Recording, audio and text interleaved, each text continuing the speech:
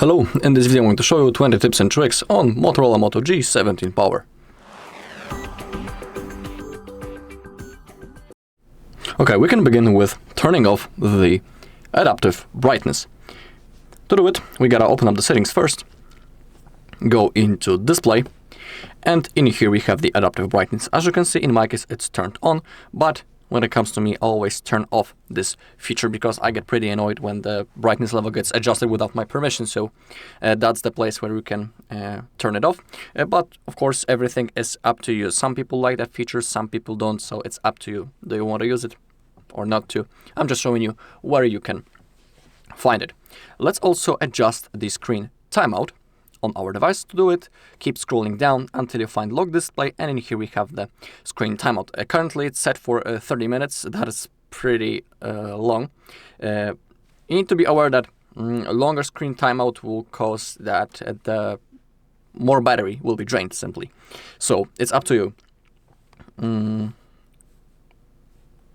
which mode you want to pick, which value. I'll pick 2 minutes. So it's not that much, it's not that less, so thanks to that, after 2 minutes of inactivity, the screen will be automatically turned off to save the battery. Okay, let's get back. If you're interested, you can turn on the dark theme. Right in here. Also, in the dark mode, the battery consumption will be a little bit less. Some people like dark mode than the bright one. For this video, I'm about to stick to light one though. Down below, we have lift to wake feature. That's the pretty cool thing worth enabling. It works in that way that if your phone is lying flat just like that and the screen is turned off, when I lift up the phone, the screen automatically turns on, so I can quickly check the notifications, for example, or check the hour. Pretty cool thing. Let me show you that once again. Phone is laying flat. I lift it up, and the screen turns on automatically. Okay, let's go back. Or actually, no. I want to show other thing, the last thing in here, and that's the 3-finger screenshot. You know, the usual way of taking a screenshot is by clicking the power key and volume down on this device, just like that. That's the normal way. But when you enable that feature, you can hold 3 fingers on the screen and the screenshot gets automatically taken. Pretty comfortable thing. Also, when our phone is laying flat, we don't need to hold it with a second hand and then press power and volume down. I can simply place 3 fingers just like that and the screenshot gets taken. Pretty useful thing. Okay, let's go to home and lock screen. And now the home settings. Pick home screen style, and in here we have 2 modes, app tray or open home screen. It's up to you which mode you want to use. App tray works in that way that if you slide to the upside on the home screen, you will have the app drawer with all of your apps installed. If you pick the second mode though, the open, all of the apps, they will be placed on your screen. If you slide to the upside, you won't have the app drawer. It's up to you which mode you like more. When it comes to me, I'm a bigger fan of app tray. Also, we have the settings of each style. When it comes to the app tray, you can enable to add app icons to the home screen. Thanks to that, the new apps that you have downloaded from the Play Store, they will appear on your home screen. And when it comes to the open style, we have the free arrangements, arrange app icons anywhere on the home screen, or we have the autofill. App icons will move to fill in empty spaces. If you pick the autofill, let's say that you uninstall one app. And normally a gap would appear, but thanks to the autofill, the app that was next to the app that you have deleted, it will jump to the place to fulfill the gap. Okay. You can also change the icon size. We have 6 positions. Starting from the left side, we have the small, normal, large, larger, or largest icons. I'll pick the large one, perfectly in the middle. You can also enable the themed icons if you're interested. Let me show you how it looks like. Like that, that's still in the in beta, yeah. I don't like it, so I'm about to turn it off, but if you want to try it on your own, you can enable that right in here. Okay, let's go forward to gestures. And let's begin with the sidebar. Click on Use.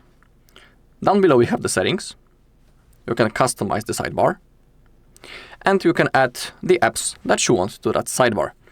Currently I have a calculator, Gmail, YouTube, Google Maps, and something that I don't know what it is actually. So let me get rid of that. You can customize the sidebar in the way that you want. And when I'm using the sidebar, I always pick the apps that I want to get quick access to. But also you can add some contacts. You can add the screenshot function, switch to the last app, back to home, and many, many more. Let's say that I will add YouTube and maybe messages. Okay. And now the sidebar is right in here. We have this small bar on the edge, and to enable that we need to slide to the left side. Now we can drag the handle to move the sidebar anywhere that we want. For example, to the left edge. And if you click on the icon, the app will launch. Pretty easy thing, but really useful. Okay, down below we have changing the navigation method. We can use gestures or 3 buttons. It is up to you. We can also adjust each navigation mode. We have the back sensitivity, left edge and the right edge. We can select that we want to see the navigation bar or hide it, just like that. When it comes to 3-button navigation, you can enable the hold home for assistant.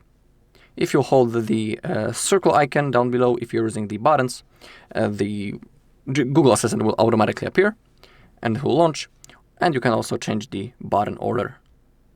The recent app and the back button, you can change their order. Okay, let's go to jump to lock screen. If you enable that, click on continue.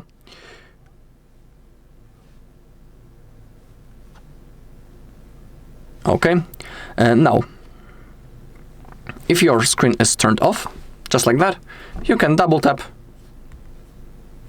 to launch it up. Pretty easy thing, so you can quickly check the hour, for example, or notifications. The thing worth enabling, and as you go back we have put display to sleep. It works almost in the same way, but you use it for turning off the screen. So when your screen is turned off, you can double tap on an empty space and the screen will be turned off. That's how the feature works. Okay. I have shown the 3-finger screenshot. We have the shortcut for our power key. We can use it to launch the camera. Let me show you. I'll double click the power key and the camera app launches. I don't need to manually open it up.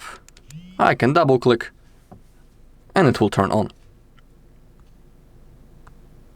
Let me go back to the settings and the gestures. Down below we have the kinetic gestures, and they are the most interesting things in here. So we have the quick capture, for example. Twist your wrist twice quickly to open the camera anytime. We can click on try it out, and now we just need to twist just like that, and as you take a look, the camera app launches. Let me do it on the home screen. And our camera app is ready and we can take some photos. Let me show you once again. Just like that. Easy thing. Next feature is fast flashlight. That is pretty common thing, but also worth enabling.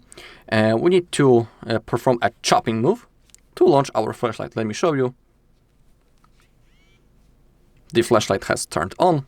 If I'll repeat, it will be turned off. Let me show you again.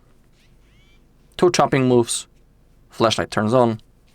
If I'll repeat, it will be turned off. It is pretty useful, for example, when it's rainy outside and you need to get some source of light. You know, when your screen is wet, it's almost impossible to do anything. And so that's where this feature comes in hand. Okay, now, lift to unlock. If you want to use that feature, you'll have to register your face unlock.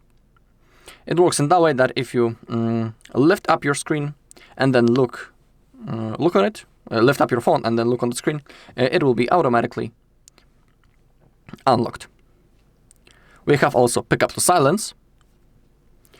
Silence the ringer during an incoming call by lifting up the phone. Let me show you. Click on try it out. The phone will start ringing in a few seconds.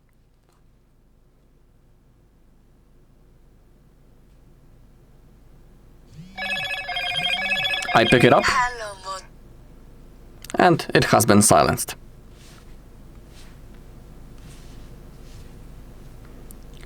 We also have flip for DND. DND stands for Do Not Disturb, so we can block notifications for calls and messages by turning your phone face down. You'll still hear alarms in Do Not Disturb mode. So, to enter this mode, you just need to flip your phone like that. It also vibrated. It means that Do Not Disturb mode has been turned on. If I'll pick it up, it will be turned off. Okay.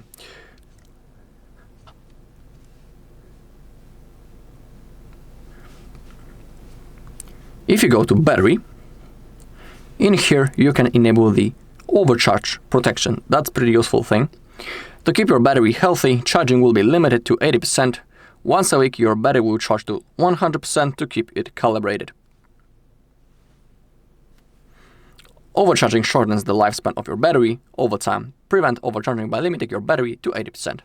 If you're interested, you can enable that feature.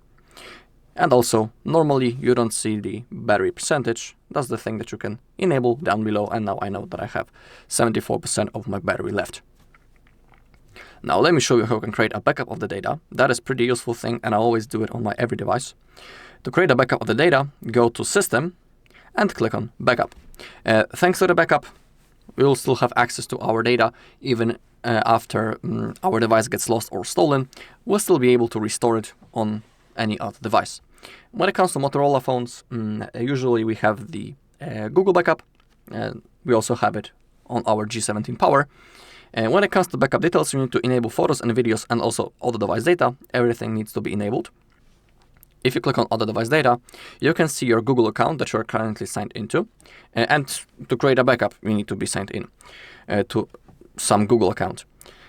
And you need to be sure that you have some free Google storage space. In my case, I'm only using 25% of my storage, so I have a lot of space left.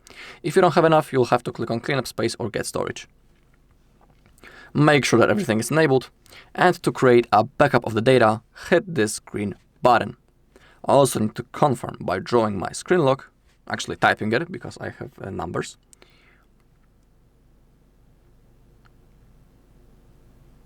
And now we gotta wait. In here, as you take a look, a small circle has appeared, and it's slowly fulfilling. When it disappears, it usually means that our backup has been successfully created. If everything goes fine, we'll see a notification on the bottom of the screen that our data has been successfully backupped. So I'm about to mute the microphone, and let's wait until it's finished.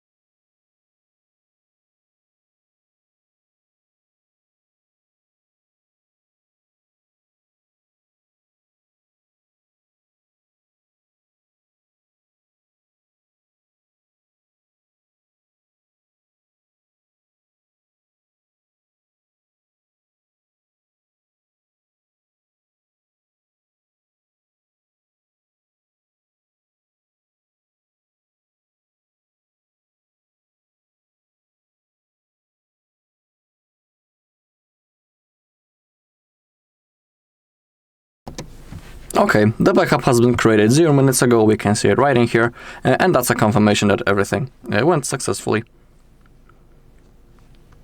Okay, and now let me show you where you can check do you have some updates available to install. To do it, open up the settings, scroll all the way down and click on System Updates. It's always good to have the latest version of the software, so that is why I'm showing you that, and it's also worth enabling these smart updates. You can also choose a start time. Help your device run safely and efficiently by automatically installing all new security updates and bug fixes. You can also enable apply to all software updates down below. And in here you can choose the hour. Or you can manually click on check for updates. In my case, I have the latest version, so I don't need to download anything. But in your case, if you have the update possible to download, you should install it ASAP. It's always good to have the latest version of our software. Alright, and that's all in this video. Thank you all for watching. If you found this video helpful, please leave a like, comment, and subscribe.